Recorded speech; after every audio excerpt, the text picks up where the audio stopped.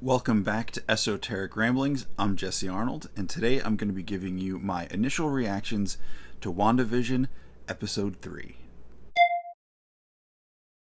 Hey everybody, welcome back, or if you're joining for the first time, welcome to Esoteric Ramblings. Thank you for checking this out. So the reaction today is just more of the same from last week. It's really good. I still don't fully understand what's going on in this series, and that's okay. That's one of the things I really like about it, is that I have some ideas and things based off of my comic knowledge and assumptions I'm making what they're doing with the MCU and everything.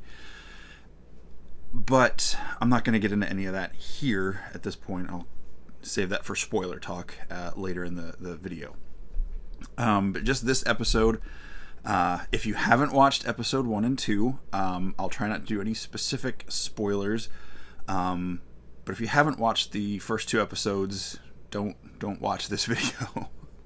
But the end of episode 2, we find out some things about Wanda, and then the color comes back into the screen, which was kind of a fun thing. And as my friend John pointed out, I think I knew this, but he confirmed it for me, that episode 2 is kind of based on Bewitched, and during that series they shifted from black and white into color, so it was kind of cool seeing that happen in real time in the show for WandaVision. And the first thing I want to say about this episode, and it goes for the last 2 episodes as well, is that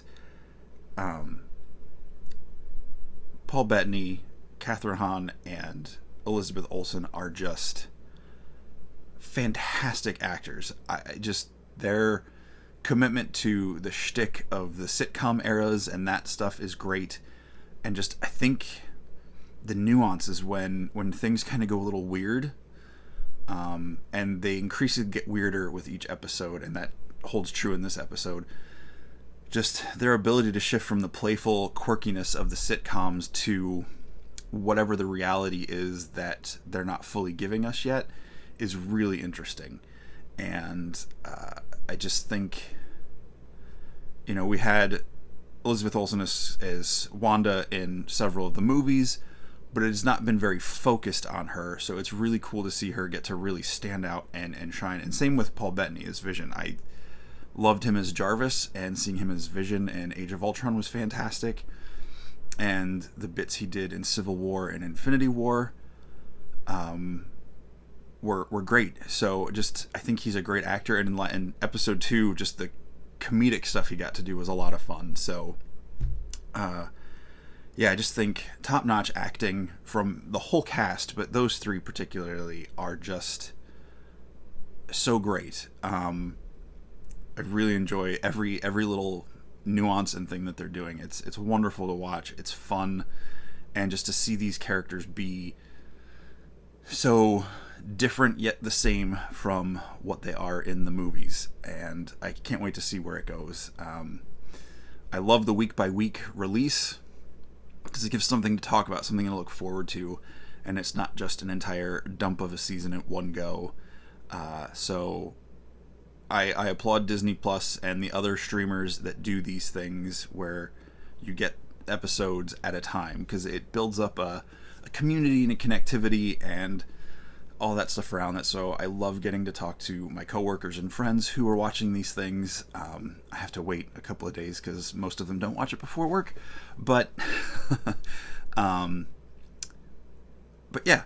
So yeah, I think props to the special effects, the directing, the act, like everything on this show is on par, if not better than you'd expect from a Marvel movie. It's just in a different atmosphere since it's contained in a sitcom style.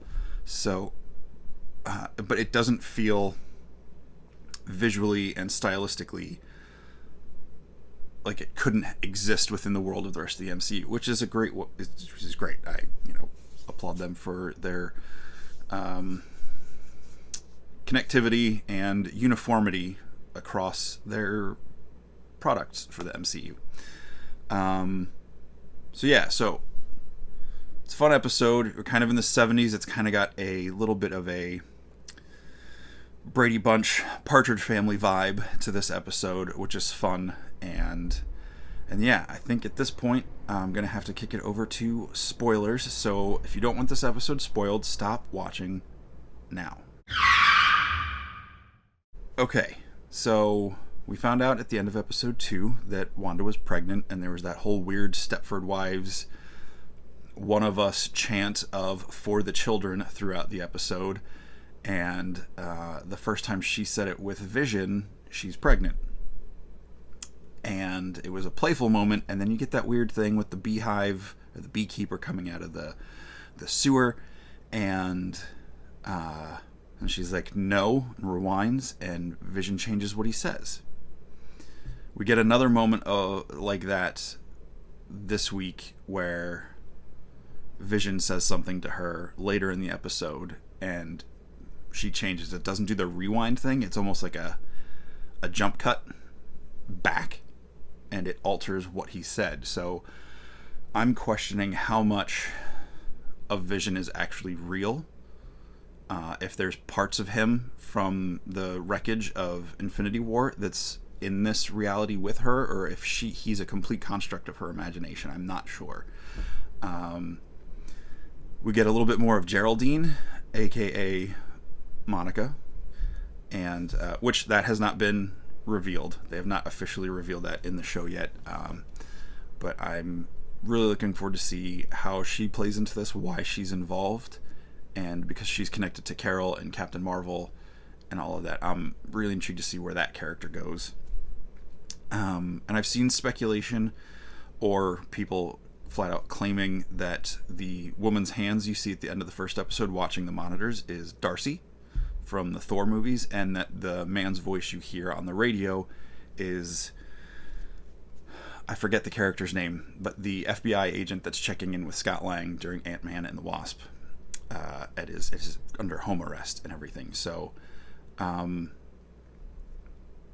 yeah, so it'd be interesting because I know they were both supposed to return in this episode in some way, so that's not beyond the realm of possibility.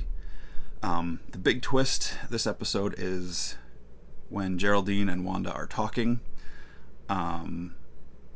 It gets real emotional because Wanda, she's surprised. She's just given birth to her twins in less than a day, at least in the world of the show.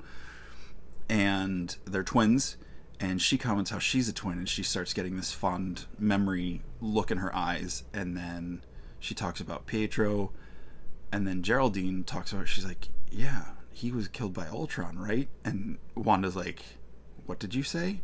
And it's that subtle shift from the sitcom fantasy world to her snapping back to reality that was really interesting, and some of the great performance from her. And at the same time, Vision is outside talking to the neighbors, and he's realizing something is going on. And when he comes in, Geraldine is gone. And I won't spoil what happens there. That's a fun moment. It's the very end of the episode. But yeah, I'll talk about that next week. But yeah, all in all, another fantastic episode. I can't wait to see more of it. I'm just really impressed with the quality of the show. Not that I doubted their acting abilities, but just that I think it's so strong, even under the current of all the sitcomness of what they're trying to imitate and everything. So I can't wait to see what happens next. So hold on tight for the rest of WandaVision. I'll be back with my Comic Haul review middle of the week, and this at least next Friday, and we'll see if I get anything else out over the weekend. So thanks for watching.